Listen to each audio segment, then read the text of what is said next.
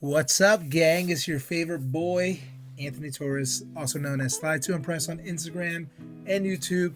I'm bringing you a video today just showcasing the front end of my Galm. I did a little research here and there. I ended up helping out a friend, which I was kind of skeptical about because, it wasn't like face to face, it was over social media. So I had to give him all the information that I had accumulated. I sent it over to him. He was able to replicate it out in Texas. And he was like, yeah, dude, it rocks. It works really good. My front end feels real stable. He did add a little kinks and twists for his, which that's what it's all about. It's all personal. I'm only giving you like the blueprint. You go from there.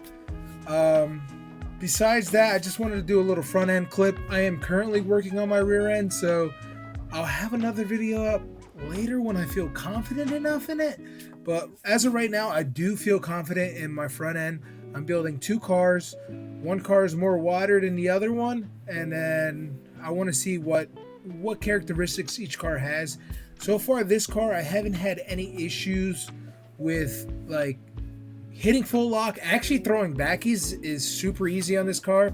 So I just thought I'll bring you up a video, get everybody up to par, especially with the new parts coming out for this car specifically. I know it can be a little intimidating. Some people are like, I don't know how it feels.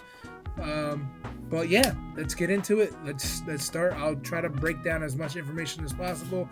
Obviously, the comments are open, so if you have any more questions or if you want like a specific detail, I'll try to get into it. I am going to be using a caliber gauge to do most of my measurements, so it's easier for people who like don't have like a high-end caliber that goes past 12 or 10 degrees of camber.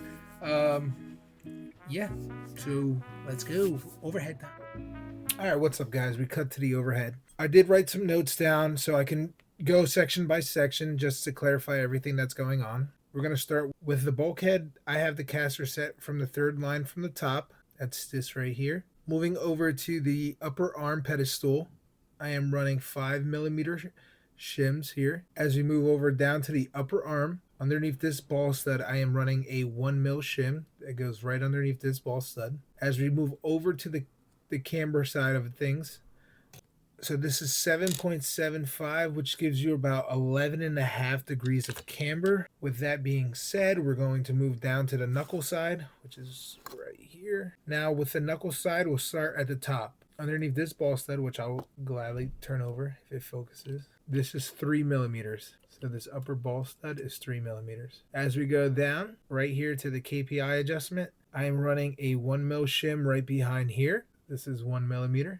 followed by a 3 KPI. So I've been testing this one. 3 and 5 are kind of my go-to, but on this car I'm running 3. On my purple car I'm running 5. Now, as we go down, I am running a 6mm hub with no spacers. That's why the wheel is off. I just wanted to show you guys that I'm running this with a 7mm overdose wheel. And then my ball stud position, I know it's kind of hard to see, but I am running the dot here for the steering link, and I'm running 0 shims underneath. As we go down to the bottom, I won't flip the car just yet, but starting here, I'm running a 43.7 TC mount with 2mm shims underneath both blocks. So I have 4 2mm shims underneath the blocks here. With that being said, we're going to go and flip the car around, and this part's a little simpler. I am running it dead center, which I believe is 5 on each side, or 5.5. I don't know. I set this so long ago. And then now with this arm here, I'm going to center this. I am running the inside instead of the outside. There is a difference between the two, so be careful when you're doing this. I am running the inside, and I'm running about a 1.5. So I don't know what that's measured out, but the perfect rod end is touching, and I'm running a 1.5, which is nothing crazy, nothing special, but the bottom is kind of self-explanatory. I do want to mention one thing, actually. I'm not sure if I said it, I'll check. But when you're doing this measurement here for your upper arm, just make sure you're using the perfect rod end here. If not, it's going to be a different camber. I am running the 23mm, which is the longest one that comes in the packet, that's included with your new steering system. But now we did the top, we did the bulkhead, we did the knuckles, we did the bottom. We're gonna do the steering's kind of easy, nothing too complicated here. I am running a 4 millimeter long ball stud with a 1.5 millimeter shim behind it.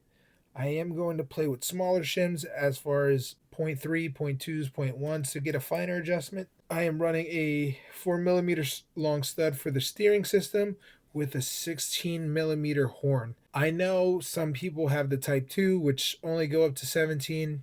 I have the Type 1. I put it at 16. It feels good. I don't think 17 is going to be that much different, maybe a little bit more snappy because you're going to have more mechanical leverage. But as far as that goes, for my steering position on the rack here, I am at maximum. So what I mean by that, if you look here where you can set it up, let me see if it focuses pretty good. Right here, I'm at max with the stock 2 millimeter shims underneath. I am running the RSSD Pro, as you guys can see. And I think that's all for the front. I am going to add this bonus in. I know I have it set up here. So I'm going to add this bonus in. I'm going to get rid of this. So I am running the HG Force. This is my front end setup. I'm running 15 weight. I'm glad I marked it. I wasn't going to do this, but this is a nice little bonus. I'm running the 15 weight with the 2045, the new helper springs. Let me get this stacked up for you guys to make it look nice. Is this right? Yeah, perfect. So I'm running, let's see, I can't get this right. There you go. So I'm running the 2045 with the helper spring. This thing helped me a lot. I was testing a couple of springs. This one's the one that felt the best for transitioning. I thought I was a little slower on the transition speed, but then once I put the harder spring on, it felt a lot better. It was able to snap and then hold. You can play with these depending on your dampening and your rebound setup. I mean, not everyone's the same, but as far as the front geometry, I feel like the cars work. And then you guys can just do bad things with your friends. But with that being said, let me see here. I'm going to flip over to a face. With that being said, that's my front end setup. If you guys enjoy it, comment down below, text me personally, DM me. Like I said, you can follow me at Slide to Impress on Instagram and YouTube. This video is going to be on YouTube because it's going to be a long form. But if you have any questions, just hit me up. I'm always ready to answer and willing to answer. So, yeah, test it out. Do some dope stuff with your friends. Peace out, guys. Have a good one.